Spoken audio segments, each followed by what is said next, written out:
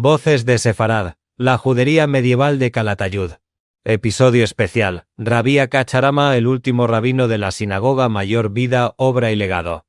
Rabí Yehuda ben Shlomo al-Bilbili, soy Rabí Yehuda ben Shlomo al-Bilbili, vuestro narrador, y desde mi scriptorium en las casas, Cueva de la Paprota, donde guardo los manuscritos más preciados de nuestra comunidad, os invito hoy a conocer la figura más extraordinaria que pisó las piedras de nuestra judería en sus últimos años de esplendor. Hablamos de Rabí Akach ben Moshe Harama, hoy último rabino de la sinagoga mayor de Calatayud, cuya sabiduría iluminó nuestras calles durante 12 años cruciales, desde 1480 hasta la expulsión de 1492. Isaac ben Moisés Harama no era un hombre cualquiera. Nacido hacia 1420, probablemente en la corona de Castilla, su juventud transcurrió en Zamora, donde ya destacaba como un prodigio del estudio talmúdico. Allí dirigía su propia academia rabínica, posiblemente compartida con su hermano Jacob ben Moshe ben Harama, también rabino y autor de obras importantes, pero el destino tenía reservado para él un papel mucho más trascendental en la historia del judaísmo español. Su reputación como erudito y predicador se extendió por toda la península. Primero fue llamado a servir en las comunidades de la Corona de Aragón, Tarragona, donde sus sermones cautivaron a los fieles, Berga, pequeña pero fervorosa comunidad, Fraga, donde perfeccionó su arte homilético, y Zaragoza, la gran capital aragonesa, donde su fama alcanzó las más altas esferas del judaísmo peninsular. Voz de un testigo contemporáneo. Cuando Rabí Akach predicaba en la sinagoga de Zaragoza, no había asiento vacío. Su voz resonaba con la autoridad de quien domina tanto la Torá como la filosofía, tanto el Talmud como las corrientes de pensamiento de su tiempo. Era un hombre de mediana estatura, canoso, con ojos que brillaban de sabiduría, pero también con la tristeza de quien veía acercarse tiempos difíciles para su pueblo.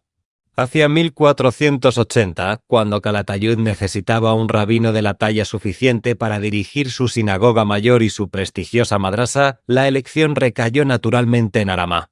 Los documentos notariales de la época lo describen como Akach Harama habitant agora por Rab en la ciudad de Calatayud, indicando que venía de fuera, específicamente de Zaragoza, para asumir este cargo de máxima responsabilidad. La casa del rabino se encontraba junto a la sinagoga mayor, en el corazón mismo de la judería. Desde allí, Harama no solo dirigía los servicios religiosos y la enseñanza en la academia talmúdica, sino que también participaba activamente en la vida económica y social de la comunidad. Los archivos notariales nos revelan múltiples facetas de su personalidad. El 16 de agosto de 1482 aparece como testigo en la venta de un censal por parte de Moshe Pacagón. El 3 de agosto de 1484 testifica en otra transacción de la familia Bayut. El 28 de abril de 1490, el pelaire, Johan Olmas, Antónica, la criada. Yo servía en casa de Juan de la Cabra y su esposa, y también en casa del médico judío Tradoz al-Constantini y su mujer preciosa Santel. De tiempo en tiempo me enviaban a casa del médico con un cántaro de aceite de oliva de Saviñán. Luego Tradoz me decía: toma Antónica y hinche esa oliera y llévalo a la sinagoga. Así lo hacía siempre, y en la sinagoga se lo daba a un judío viejo cano de media estatura que en mi presencia lo echaba en las lámparas de la sinagoga. Ese rabino era Harama, uno de los más importantes del siglo XV en la corona de Aragón. Este testimonio, recogido en los interrogatorios de la Inquisición entre 1479 y 1480, nos ofrece una imagen íntima y humana del gran rabino, un hombre de mediana estatura, canoso, que personalmente se encargaba de mantener encendidas las lámparas de la sinagoga, símbolo de la luz eterna que debe brillar en todo templo judío. Pero Harama no era solo un administrador religioso. Era ante todo un intelectual de primer orden, un filósofo que vivía una época de crisis existencial para el judaísmo español. Las comunidades judías de Aragón estaban legalmente obligadas a asistir a sermones misioneros de los padres dominicos diseñados para inducirlos a la conversión. La filosofía racionalista, malentendida, socavaba la fe tradicional de muchos jóvenes judíos. La asimilación cultural debilitaba los lazos con la tradición ancestral. Ante esta triple amenaza, Harama desarrolló una respuesta intelectual integral. Su primera obra, Azut Casa, Visión Onerosa, fue una refutación directa y poderosa de la teología cristiana. En ella defendía las creencias judías y criticaba especialmente la doctrina cristiana de la gracia, argumentando que la idea de una salvación otorgada independientemente del comportamiento humano era incompatible con la justicia divina y el principio fundamental del libre albedrío. Voz de Rabí Akach Arama. He visto cómo algunos de nuestros jóvenes se sienten atraídos por las palabras melosas de los predicadores cristianos, como otros se pierden en laberintos filosóficos que los alejan de la verdad revelada. Por eso he tomado la pluma para escribir, porque creo firmemente en la necesidad de derribar los errores intelectuales o ideológicos existentes en las mentes de la gente antes de que puedan aprender la verdad. Pero su obra magna, la que lo convertiría en uno de los pensadores judíos más influyentes de todos los tiempos, fue Akedat Yitzhak, el sacrificio de Isaac, que escribió durante sus años en Calatayud. Esta monumental obra, compuesta por 105 puertas o capítulos, cada uno conteniendo un sermón completo, representa la síntesis más perfecta entre la tradición talmúdica y la reflexión filosófica. Cada sermón se estructura en dos partes: la derisa, investigación, donde explora un concepto filosófico o teológico, y la perisa, exposición, donde conecta esa idea con el pasaje específico de la Torá. Esta metodología innovadora permitía a Arama demostrar que la Torá no solo contenía la verdad, sino que era la fuente original y suprema de todas las ideas filosóficas, incluso antes de que fueran articuladas por los filósofos griegos. El título mismo de la obra revela la profundidad personal de su pensamiento.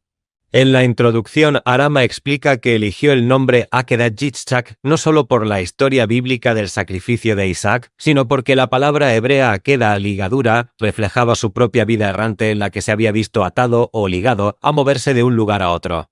Su existencia, marcada por la inestabilidad y el exilio, era percibida por él mismo como una prueba divina de fe. Voz de Salomón Arama, hijo del rabino. Mi padre trabajaba en su scriptorium hasta altas horas de la madrugada. Lo veía inclinado sobre los pergaminos con la luz de las velas iluminando su rostro concentrado, buscando las palabras exactas para explicar los misterios más profundos de la fe. Decía que cada sermón debía ser como un puente tendido entre el cielo y la tierra, entre la sabiduría antigua y las necesidades del presente. La filosofía de Arama se caracterizaba por su defensa apasionada del libre albedrío y la responsabilidad moral. Se oponía tanto a las corrientes filosóficas que negaban la libertad humana como a la doctrina cristiana de la gracia gratuita. Para él, un Dios justo debía recompensar o castigar basándose en las acciones de las personas, lo que reforzaba la importancia de la observancia de los mandamientos como vehículo de la relación con lo divino. Su interpretación de la historia de la Akeda era particularmente profunda. Para Arama, el acto de Abraham de obedecer el mandato divino de sacrificar a Isaac no era un sacrificio de la razón ni una suspensión de la ética, sino un asentimiento voluntario que iba más allá de la mera lógica. El punto culminante del drama no era la disposición de Abraham a matar a Isaac, sino su obediencia a la segunda voz, la del ángel que lo detiene, demostrando que la fe verdadera se alinea siempre con la moralidad más elevada. Durante sus años en Calatayud, Arama también escribió Yad Absalón, la mano de Absalón, un comentario exegético sobre el libro de Proverbios dedicado a la memoria de su yerno Absalón, quien había fallecido poco después de contraer matrimonio con su hija. Esta obra personal revela el lado más humano del gran rabino, capaz de transformar el dolor personal en sabiduría universal. Voz de Meir Arama, hijo del rabino, mi padre era un hombre de contrastes. En público, su autoridad era incuestionable, su erudición deslumbrante. Pero en la intimidad familiar, era tierno y comprensivo. Cuando murió mi cuñado Absalón, vi llorar a mi padre como un niño.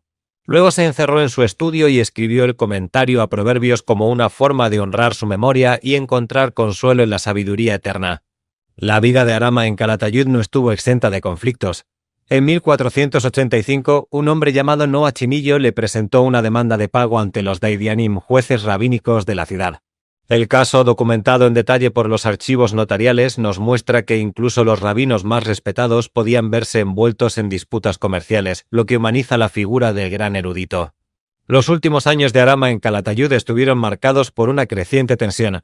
Las presiones sobre las comunidades judías se intensificaban, los rumores de una posible expulsión circulaban cada vez con más insistencia.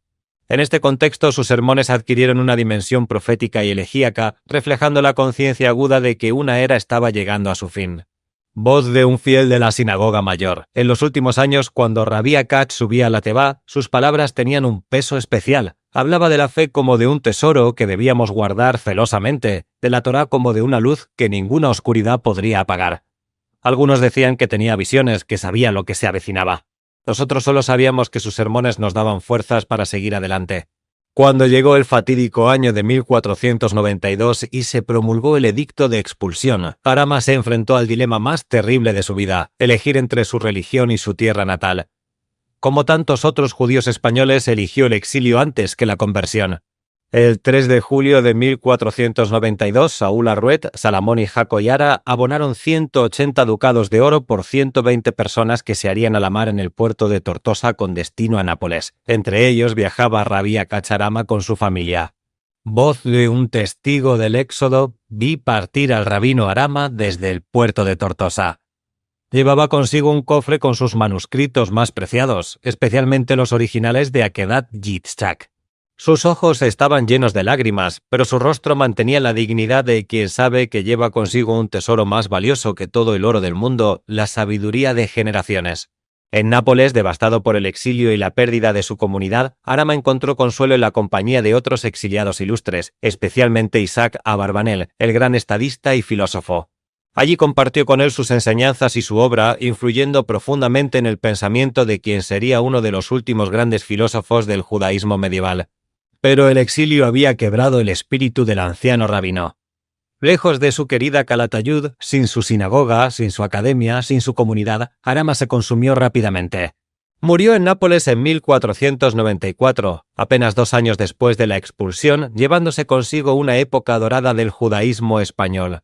Voz de Isaac Abarbanel. Cuando conocí a Rabí Cacharama en Nápoles, me encontré ante uno de los espíritus más nobles que he conocido. Su sabiduría era inmensa, pero lo que más me impresionó fue su capacidad de mantener la esperanza incluso en el exilio.